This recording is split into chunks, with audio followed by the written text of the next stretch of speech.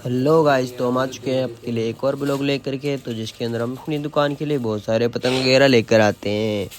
तो मैं इन एक एक पतंगों को अलग अलग कर देता हूँ, क्योंकि अलग अलग रेट से अलग अलग पतंग आती है। तो हमारे पास छोटी बड़ी और भी बड़ी सारी पतंगे अवेलेबल है वैसे तो मैं फटाफट से इन सारी पतंगों को अलग अलग करने में लग जाता हूँ एक एक करके। तो मैं गिन लेता हूँ कि किस में कितनी है और किस में कितनी है। तो ये वैसे छोटी वाली पतंग है जो 1 रुपये की नहीं आती, बल्कि 2 रुपये की एक आती है।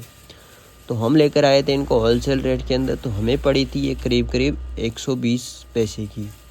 तो हमें करीब करीब एक पतंग के ऊपर 80 पैसा मुनाफा होता है। वैसे कुछ पतंग ये ख़राब निकल जाती है, कुछ सही भी निकलती है। तो इस तरीके से ले दे करके वैसे भी कुछ ना कुछ मुनाफा हो ही जाता है हमको। तो ऐसे ही धंधा करते रहते हैं।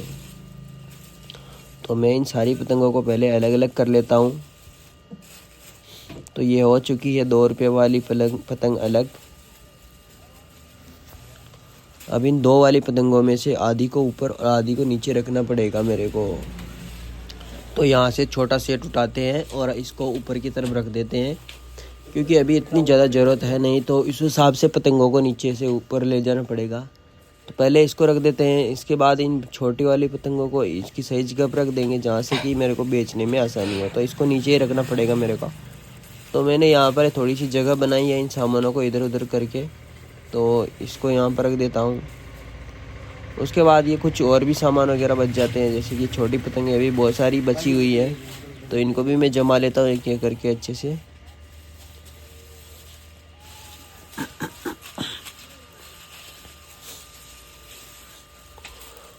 तो इनको यहीं पर रख देता हूँ नीचे की तरफ, क्योंकि कस्टमर आते हैं तो उनको देने में आसानी होगी। इस तरीके से यहाँ पर रख देता हूँ मैं इनको। तो इसके बाद में चलते हैं अपनी बड़ी वाली पतंग को भी अच्छे से अरेंज करते हैं। तो ये अभी तो 2 रुपये वाली आ रही है पतंगे, तो उसके बाद 3 रुपये वाली भी आएंगी, तो उनको भी अच्छे से अरेंज करना पड़ेगा मेरे को। तो ये 3 रुपये वाली पतंग आ चुकी है। अभी आधी को ऊपर रखना पड़ेगा, सेम वैसा ही करना पड़ेगा हमको जैसा पिछले वाले में किया था। तो आधी को इसके ऊपर रख देते हैं यहाँ पर, और यहाँ से दिख भी जाएगी कस्टमर को। और इस तरीके से हमने अच्छे से एडजस्टमेंट किया है।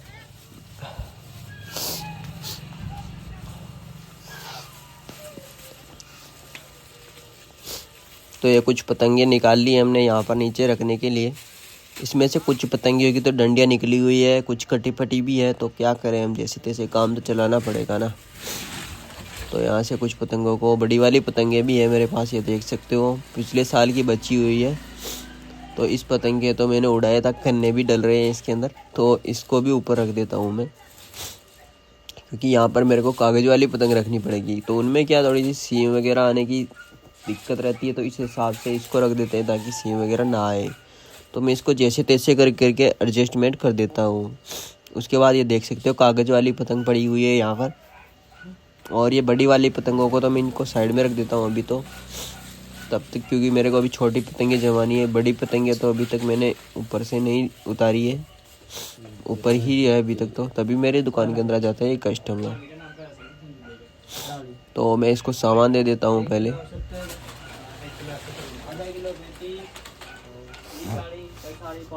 ये मेरे को सरफ की थैली के लिए बोलता है कि मेरी मम्मी ने बड़ी वाली सरफ की थैली मंगाई है। तो मैं इसको 1 किलो वाली सरफ की थैली देने के लिए सोचता हूँ, क्योंकि ये पैसे नहीं देने वाला, उधार लेके जाने वाला है उधार में। तो इसको सरफ की थैली दे देता हूँ। उसके बाद अपनी दुकान के काम में लग जाता हूँ मैं। तो ये देख सकते हो कितनी प्यारी प्यारी पतंगे हैं हमारे पास, कागज़ वाली देख सकते हो, रेड है, ये इंक, ये ब्लैक कलर।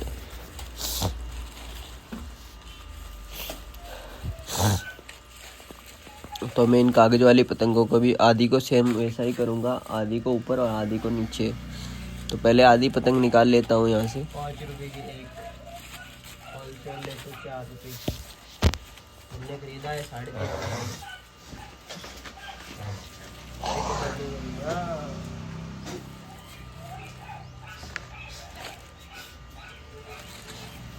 तो ये देख सकते हो आधी पतंग मैंने निकाली है। अभी थोड़ी एक एक करके निकाल रहा हूँ मैं।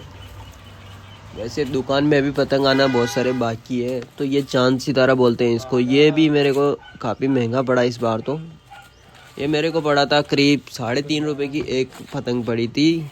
और आपको पता ही होगा कि होलसेल में 5 रुपये जाती है आराम से। लेकिन फिर भी कुछ पतंगें फटी हुई है इसके अंदर भी, और कुछ ख़राब भी निकलती है, जैसे लूज़ हो गई डंडी, ढीले ढीले पतंग हो गए। तो आपको भी पता होगा कि आप भी नहीं लेते हो तो हमारे कस्टमर कैसे लेंगे। ऐसे चांद सितारा ऐसे पतंग वगैरह भी लेकर आए थे थोड़े बहुत। तो अभी ऊपर जमा दिया है, उसके बाद ये थोड़े से नीचे अरेंजमेंट कर देते हैं, क्योंकि दिखेगा नहीं तो बिकेगा कैसे, आपको तो पता ही होगा। तो अभी वो कागज़ वाली भी जम चुकी है पतंगे। अब उसके बाद आ जाती है पन्नी। ये बड़ी वाली पन्नी आ गई है, जैसे कि प्रिंट वाली हो गई कार्टून में, जैसे डोरेमोन हो गई, जोकर और कुछ। तो इनको भी मैं एक एक करके आधा सेम वैसा ही करने वाला हूँ, आधे को ऊपर आधे को नीचे। तो पहले इनको अच्छे से अरेंज कर लेते हैं एक एक करके। तो थोड़ी सी पतंग ऊपर रख देता हूँ। ऐसे मैंने इनकी ज़्यादा क्वांटिटी नहीं ली थी, क्योंकि रेट अभी बहुत ही लो नहीं चल रहा है, ऐसा माल भी पुराना है और रेट भी वैसे हाई लगा रहे भैया। तो मैं थोड़ी सी 100 पतंग वगैरह लेकर आया था ऐसे दुकान में बेचने के हिसाब से थोड़ी बहुत। तो अभी और पतंगे लेकर आऊँगा मैं, थोड़ा दूसरे मार्केट पे जाना पड़ेगा मेरे को उसके लिए, तो वहाँ से लेकर आऊँगा। तब तक मैं इनको अच्छे से अरेंज कर देता हूँ। तो आधी पतंगे ऊपर जमा दी मैंने और आधी को नीचे। वैसे मशीन भी उतार ली है मैंने मंजा समेटने के लिए। तो तब भी मेरी दुकान के अंदर एक और आ जाता है कस्टमर। तो अभी इनको भी सामान देना पड़ेगा मेरे को।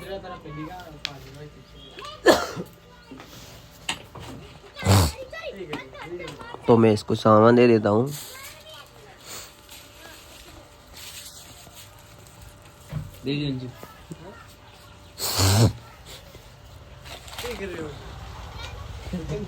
शूटिंग चल रही है मूवी की। तो मेरी पतंग वगैरह जम चुकी है लगभग सारी की सारी। जो नई वाली पतंग थी वो तो जम चुकी है। अभी बड़ी पतंग है तो मैंने उतारी ही नहीं है ऊपर से। ये थोड़ी बहुत पतंग है जो कि ऊपर से उतारी हुई है। पतंग बहुत ही ज़्यादा है इस दुकान के अंदर।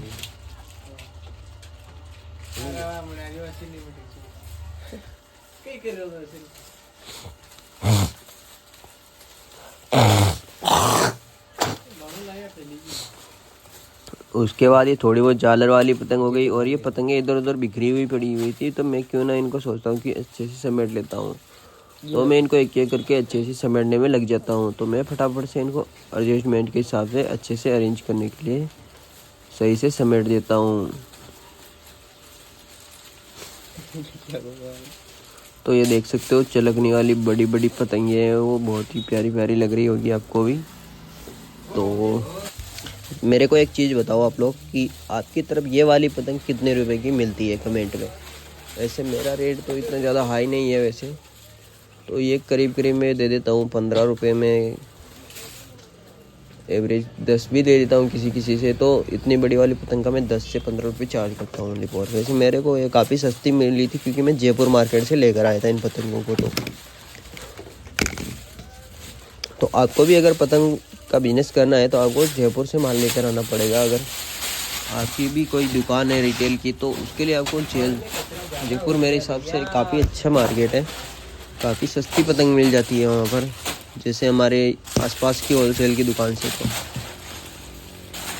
तो उसके बाद मेरा पतंग वगैरह का काम हो चुका था। उसके बाद मैं देखता हूँ कि मेरी दुकान के अंदर कचरा वगैरह बहुत ही ज़्यादा हो रखा है, और ये मशीन के अंदर भी टेप वगैरह लगी हुई है। तो इसका भी काम पर चालू होने वाला है, तो इसको भी साइड में रख देता हूँ थोड़ा सा।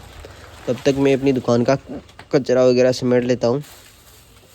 और ये पतंग मेरे को यहाँ पर लगानी पड़ेगी, क्योंकि पहले से ही थोड़ी बहुत बच गई थी। तो